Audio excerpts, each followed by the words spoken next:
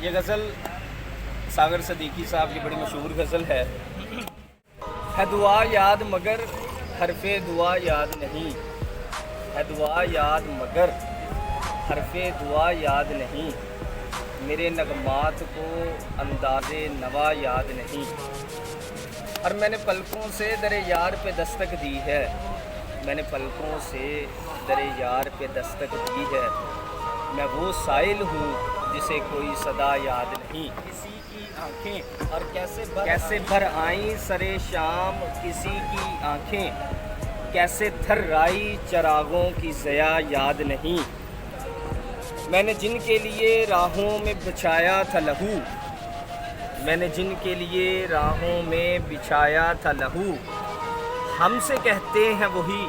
عہد وفا یاد نہیں، صرف دھندلائے ہوئے ستاروں کی چمک دیکھی ہے، صرف دھندلائے ہوئے ستاروں کی چمک دیکھی ہے، کب ہوا کون ہوا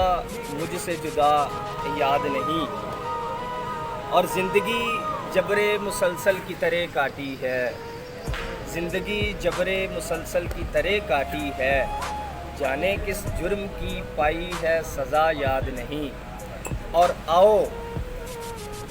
ایک سجدہ کریں عالم مدہوشی میں، آؤ ایک سجدہ کریں